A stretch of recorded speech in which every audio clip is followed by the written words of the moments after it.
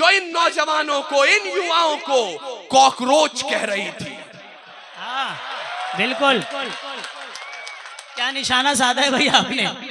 ये हंसने की बात नहीं है, इस मुल्क का जो इतिहास रहा है, और मैं उन्हें सूचित करना चाहता हूं आपकी तरफ से कि महोदय, माननीय, आदरणीय, पूजनीय, आप जो भी हो, लेकिन जब -30 डिग्री तापमान में 4546 फीट की ऊंचाई पर यही कॉकरोच तिरंगा लेकर तैनात होते हैं, तब आप हिफाजत के साथ यहां फैसले सुना पाते हैं।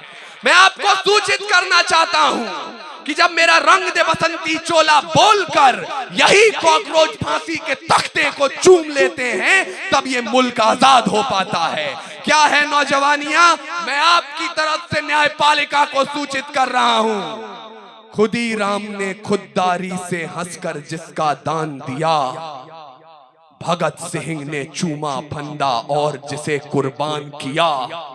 आगोश में जिसके सुभाष थे निकले, लश्कर हिंद बनाया था फतेह सिंह और जोरावर ने, दहलीज में जिसे ठुकराया था।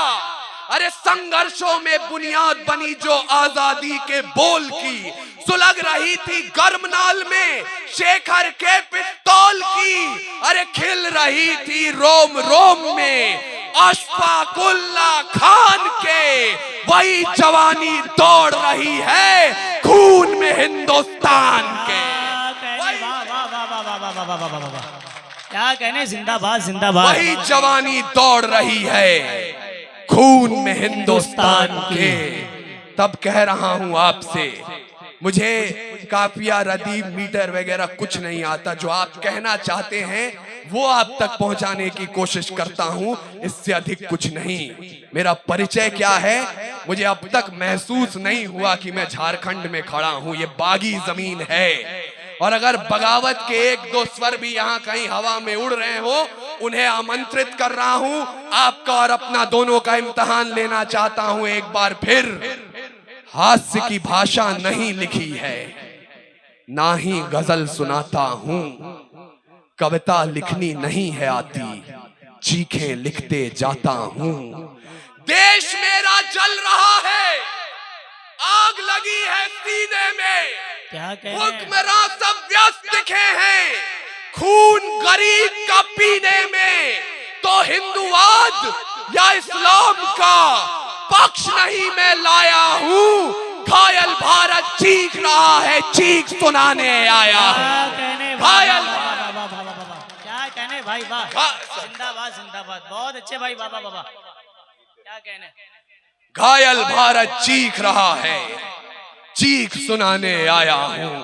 मैंने कहा था कि हम जलते रहे हैं और जलते रहेंगे। अल्ताफ जिया साहब यहां आए तो मुझे महसूस हुआ कि मुझे आपको बताना चाहिए कि इस मंच की लड़ाई किसी सरकार के खिलाफ नहीं है, इस मंच की लड़ाई किसी नेता के खिलाफ नहीं है, इस मंच की लड़ाई है हालात के खिलाफ। वो हालात जो जब बिगड़ते हैं तो गोंडा से अदम गोंडवी बनकर बोलते हैं, भुने काजू प्लेट में, विस्की गिलास में, उतरा है रामराज विधायक निवास में। वो हालात जो जब बिगड़ते हैं तो लखनऊ से मुनव्वर राना बनकर बोलते हैं कि दरबार में ओहदों की खातिर जब पैरों पे अना गिर जाती है, कौमों के सर झुक जाते हैं, चकरा के हया गिर जाती है।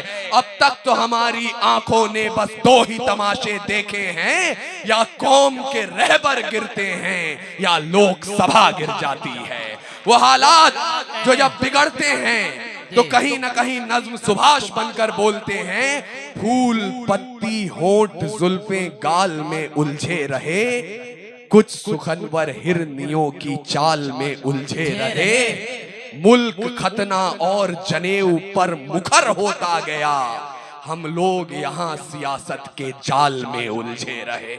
उस जाल को काटिए, उस जाल को तोड़िए।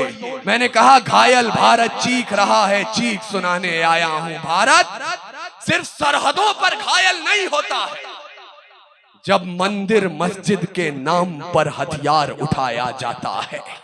क्या कहने? मुझे अच्छा लगा काका, आप में मैं एक भारत देख रहा हूँ।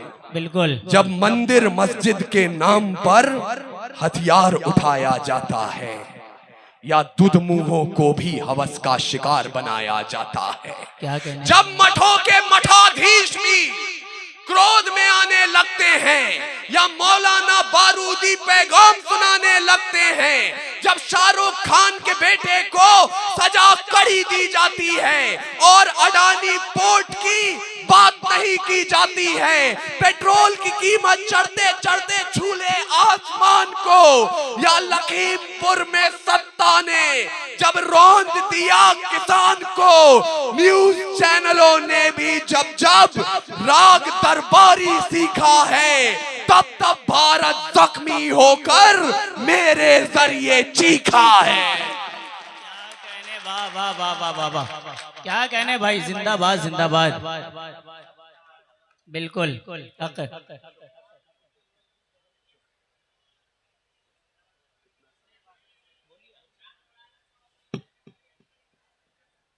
मुझे अच्छा लगा झारखंड आप अपनी बेदारी का सबूत दे रहे हैं।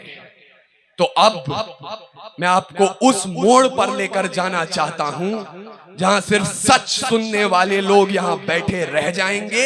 उसके बाद मैं आपको समय दूंगा, जिनको जाना है वो जा सकते हैं, क्योंकि आज एक नई रीत चली है। कहा जाता है कोई एक कौम इस मुल्क से प्यार नहीं करती। मैं इतिहास के पन्ने जब पलटता हूं, एक पन्ना आता है जब 88 साल के बहादुर शाह जफर रंगून में नजर बंद थे। अंग्रेजों के एक चापलूस ने उनके नाम 2 लाइनें लिखी और जफर को सुनाई। बोले दम दमे में दम नहीं है, खैर मांगो जान की। क्या कहने? ऐ जफर झुकने लगी शमशीर हिंदुस्तान हिंदुस्तान की। उस बूढ़े शेर ने एक कील उठाई और जेल की दीवारों पर उन 2 लाइनों के साथ 2 लाइनें और शुमार की। बहादुर शाह जफर ने कहा, आप कहते हैं दम दमे में दम नहीं है, खैर मांगो जान की। ऐ जफर झुकने लगी शमशीर हिंदुस्तान की। तो जवाब भी सुन ले, गाजियों में बू रहेगी क्या कहने? जब तलक ईमान की, तख्ते लंदन तक चलेगी तेग हिंदुस्तान की। है। क्या कहने भाई, वाह वाह वाह वाह वाह वाह, जिंदाबाद जिंदाबाद।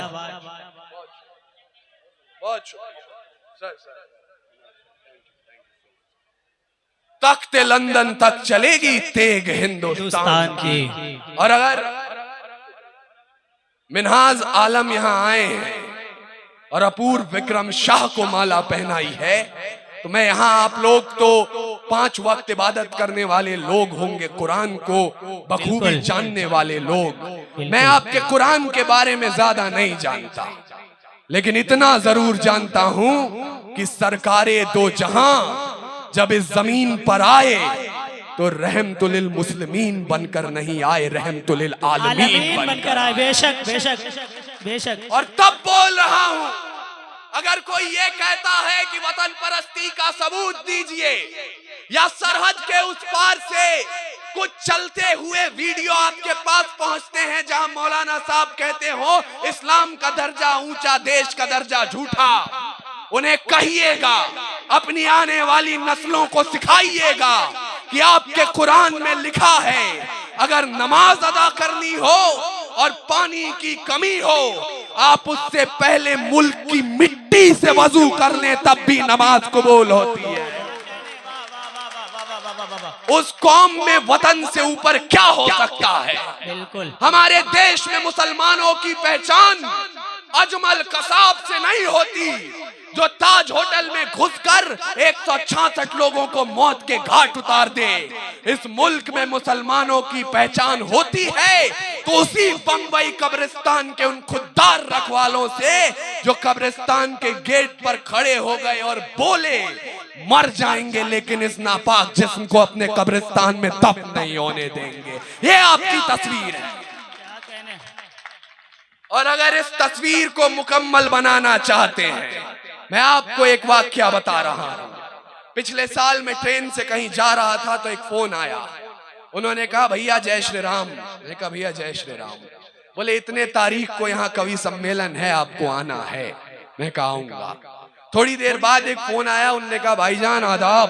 मैंने कहा आदाब अर्ज भैया, क्या हालचाल। बोले इतने तारीख को मुशायरा है, आपको आना है। थोड़ी देर में बहुत सकपकाते हुए ऊपर जो बैठा था वो नीचे आया।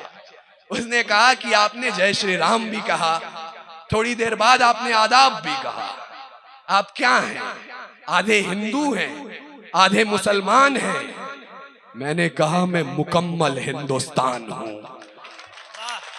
अच्छा लगा। क्या कहने।